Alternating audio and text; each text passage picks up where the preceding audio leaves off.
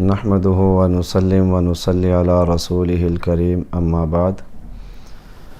آج کی ہماری نشست جو ہے وہ خلفائے راشدین رضوان اللہ تعالی عنہم اجمعین اور اہل بیت عظام کے درمیان جو رشتہ داریاں ہیں، وفاداریاں ہیں، اس کے حوالے سے ہی ہے۔ چونکہ خلافت میں مراتب میں سیدنا ابو بکر صدیق رضی اللہ تعالی عنہ سب سے فائق ہیں، تو لہذا ہم اہل بیت عظام کا تعلق خلیفہ اول خلیفہ راشد سیدنا ابو بکر صدیق رضی اللہ تعالی عنہ کے خاندان سے شروع کرتے ہیں۔ سیدنا صدیق اکبر رضی اللہ تعالی عنہ، یا یوں کہہ لیں کہ بالفاظ دیگر خاندان صدیقی کو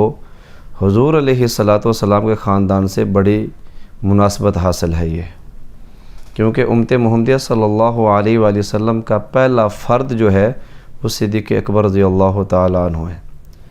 صدیق اکبر کو خاندان نبوت سے جو سب سے بڑی نسبت حاصل ہے وہ یہ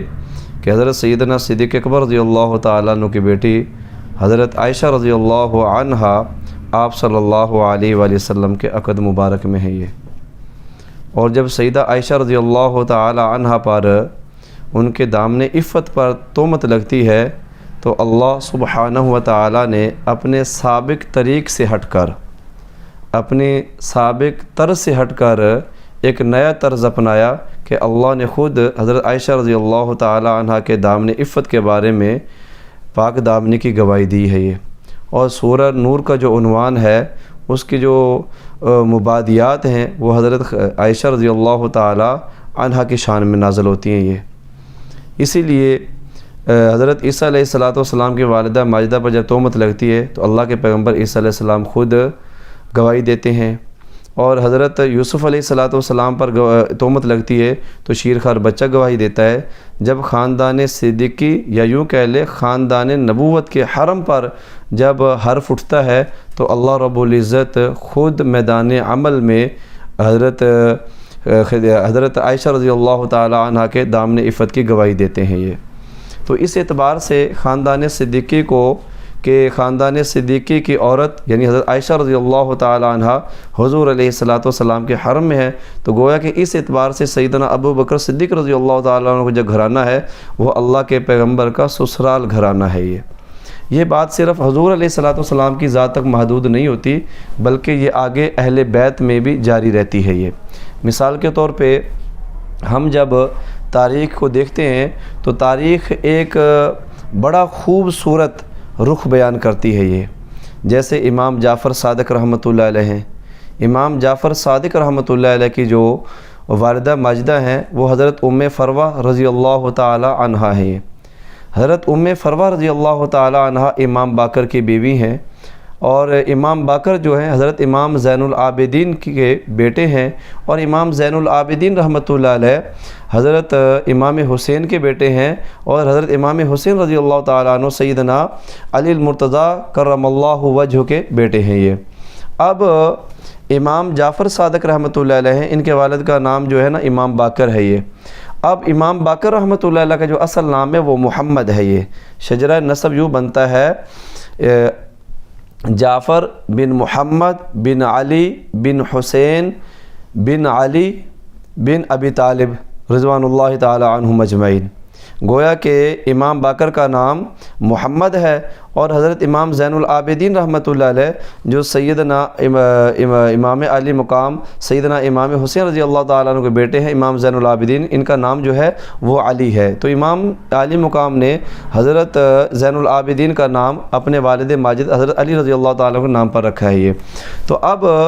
امام باقر کی بیوی اور حضرت امام جعفر صادق رحمۃ اللہ علیہ کی جو والدہ ماجدہ ہیں وہ حضرت فروہ ہے رحمہم اللہ تعالی علیہ۔ اب حضرت فروہ کون ہے یہ؟ حضرت فروہ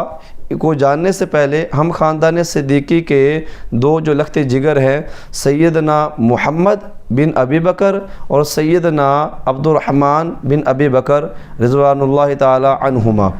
اب یہ دو صاحبزادے ہیں حضرت ابو بکر صدیق رضی اللہ تعالیٰ عنہ کے، ایک کا نام محمد ہے اور ایک کا نام عبد الرحمن ہے۔ حضرت محمد کے صاحبزادے ہیں حضرت قاسم رحمۃ اللہ علیہ، یہ سیدنا صدیق اکبر رضی اللہ تعالیٰ عنہ کے پوتے ہیں، اور حضرت عبد الرحمن بن ابی بکر رضی اللہ تعالیٰ عنہ کی جو اولاد ہے وہ ان کے ہاں بیٹی پیدا ہوتی جس کا نام ہے اسما۔ یہ اسما انہوں نے اپنی والدہ ماجدہ کے نام پر رکھا ہے۔ یہ تو حضرت اسما رضی اللہ تعالیٰ عنہا یہ پوتی ہیں حضرت ابو بکر صدیق کی، حضرت عبد الرحمن بن ابی بکر کی بیٹی ہیں، اور جو قاسم ہے یہ محمد بن ابی بکر رضی اللہ تعالیٰ عنہما کے بیٹے ہیں اور حضرت ابو بکر صدیق کے پوتے ہیں۔ یہ اب محمد کے بیٹے قاسم ہیں، عبد الرحمن کی جو بیٹی ہے اس کا نام اسما ہے۔ اب قاسم اور اسما کا نکاح ہوتا ہے تو اس سے بیٹی پیدا ہوئی جس کا نام ان حضرات نے ام فروہ رکھا ہے۔ اب یہ ام فروہ جو ہیں ان کا نکاح حضرت امام باقر رحمۃ اللہ علیہ سے ہوا ہے۔ امام باقر کا نام محمد ہے اور ان کے والد محترم کا نام امام زین العابدین، جو میدان کربلا میں زندہ رہ جانے والوں میں شامل ہیں۔ یہ حضرت امام زین العابدین نور اللہ مرکزہ نے میدان کربلا کے حالات و واقعات کو اپنی آنکھوں سے دیکھا ہے یہ، لیکن اس کے باوجود اپنے بیٹے کے رشتے کے لیے جو انتخاب کیا ہے وہ خاندان صدیقی رضی اللہ تعالی عنہما کا کیا ہے۔ یہ اب خاندان صدیقی جو ہے حضور علیہ الصلاۃ والسلام کا بھی سسرال ہے اور اللہ کے پیغمبر کی اہل بیت کا بھی سسرال ہے۔ یہ ہمارے ہاں ایک بڑی عجیب و غریب ترتیب چلی ہوئی ہے کہ